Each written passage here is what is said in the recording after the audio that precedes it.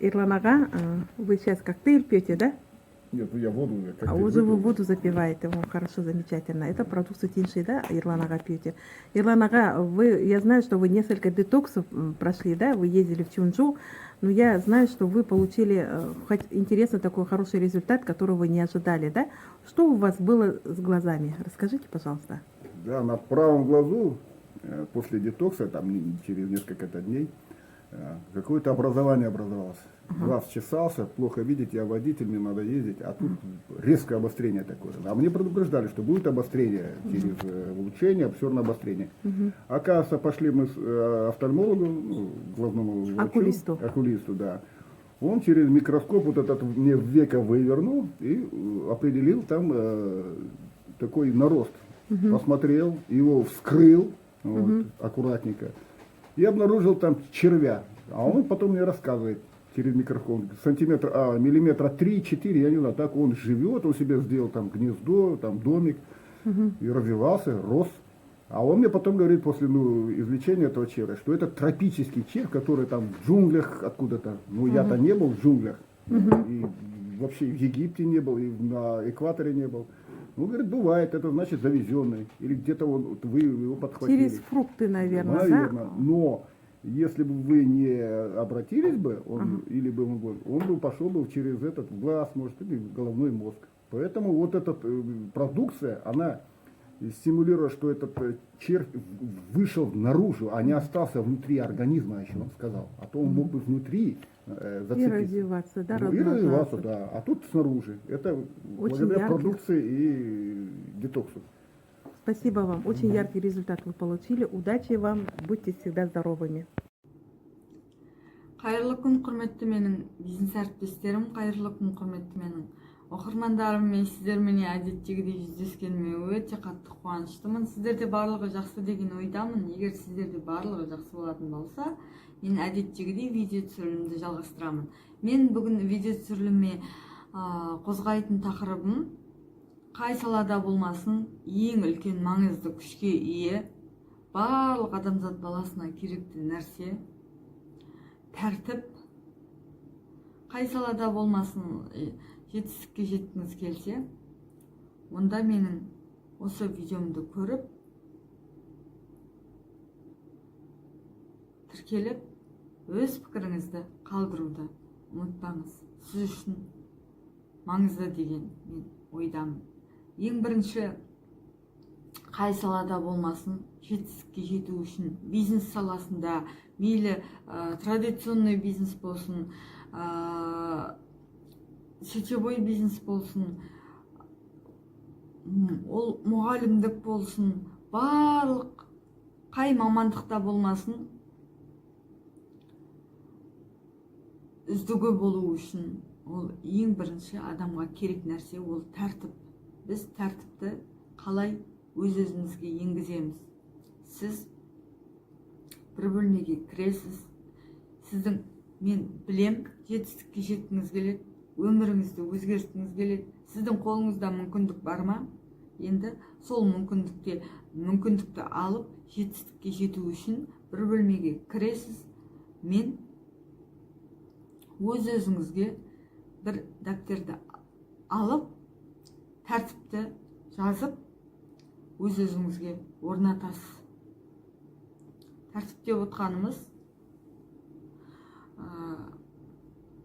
ол, яғни азынан кешке дейінгі сіздің жасайтын жұмыстарыңыздың тізбегі. Сол жұмыстарды тізбекпенен алып, минутын, секундын барлығын жазып, өз-өзіңізді сол нәрсені күнделікті орындауға бағыттау. Тәртіпте отқанымыз сол. Сіз егер сетевойда болсаңыз, сіз бұлай жасауыңыз керексіз. Мен осы салада жетістікке жетем деп шешімді қабылдап келгеннен кейін өз-өзіңізге тәртіпті орнатасыз. Азанда тұрғаннан бастап кешке дейінгі уақытыңызды әр минутын, әр секундын тәртіпке бағыттап сіз жазасыз. Артық нәрселерден бас тартасыз. Сіз өйткені жетістікке жету үшін келдіңіз. Сіз қаражат табу үшін келдіңіз. Сол үшін артық нәрселерден, керек емес нәрселерден бас тартып, керек нәрселерменен шұғылданып, өз-өзіңізді тәртіпке байлап қойыңыз. Мысалға, тәртіпке байлау деген сөз күнделікті бір нәрсені күнделікті қайталау. Сіз мысалы азанда таңғы сағат 4-те тұрып 6-ға дейін өзіңіздің денсаулығыңызға уақыт бөлем деп жазып қойған болсаңыз, соны күнделікті өзінің уақытында, өзінің сағатында, минутында орындау. Әр сағатта, әр минутта сіз не жаздыңыз дәптерге, соны уақыт сәтінде орындау. Сол өз-өзіңізді тәртіпке бағындыру, өз-өзіңізді тәртіпке келтіру. Бұл тәртіп адам өмірінде өте маңызды рөл атқарады. Сіз өз-өзіңізді тәртіпке бағындырып, күнделікті жұмысыңызды жасап, күнделікті товарооборотыңызды жасайтын болсаңыз, минимум 3 жыл сондай өз-өзіңізге уақытты белгілеп қойсаңыз, мен мына уақытпенен мына уақыттың аралығында мен жетістікке жетуім керек, мен басқа нәрсені білмеймін, мен жетістікке жетуім керек деп сіз қойған болсаңыз, сіз не істедіңіз? Мынау неге басыңызға сіз тәртіпті орнаттыңыз. Сол тәртіпті орнатып отырып, сол жазылған уақытта әрекет жасап, жетістікке жету ең үлкен ол күш. Бауыржан атамыздың сөзі бар ғой, тәртіпке бағынған құл болмайды дейді. Құрметті бизнес әріптестерім, құрметті менің оқырмандарым, қандай нәрсені болмасын, әр уақытыменен, минутыменен, секундыменен орындап отырсаңыз, жазылған нәрселердің барлығын, өз-өзіңізді тәртіпке келтірсеңіз, өміріңізді тәртіпке келтірсеңіз, тәртіпке өз-өзіңізді байлап қойсаңыз, мен сізге сенемін, әуелі Алла, сіз міндетті түрде жетістікке жетесіз. Менің осы видеомнан кейін өз-өзіңізді жеке қалып тәртіпке келтіреді деген ойдамын. Мен келесі видеомда сетевой бизнестің жалпы негізгі ережесі, жалпы сауда саласының негізгі формуласы жөнінде айтатын боламын. Ол тақырып барлықтарыңызға қызық болатынына мен кәміл сенемін. Ол үшін осы видеоны өз-өзіңізді тәртіпке келтіріп жасап болғаннан кейін барып, сіз оны көре аласыз. Ол үшін менің видеоларымды жіберіп алмау үшін әдеттегідей тіркеліп, өз пікірлеріңізді қалдырып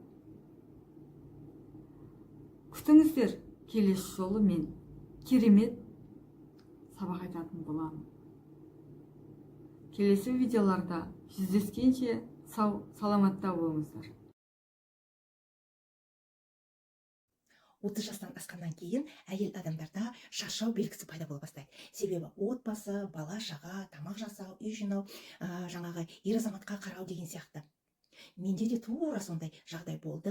Ертең-ерте, кешке жақын бетімді жуып айнаға қараған кезде көңілім түсе бастады. Себебі бетім құрғап, бетімнің әрлігі кетіп, бетімде дақ пайда болып, әжім пайда бола бастады. Сосын мен табиғи сондай жұмсақ, нәзік селестиан кремін пайдалана бастадым.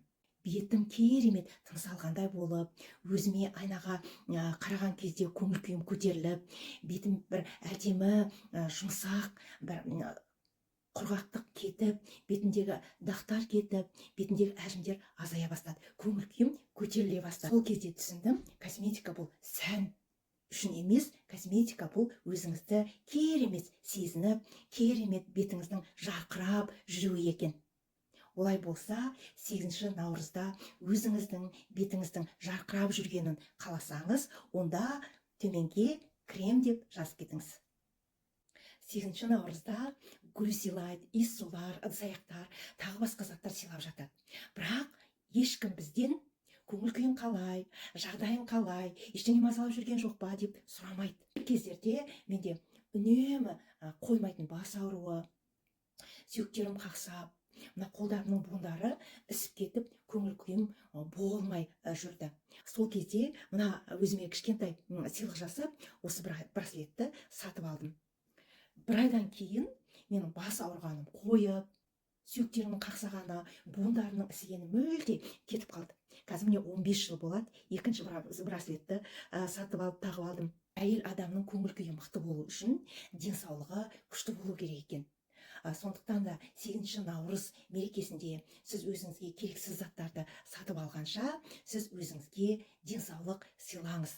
Егер сіз де өзіңізге денсаулығыңызға жақсы сыйлық алам десеңіз, төменге браслет деп жазып кетіңіз.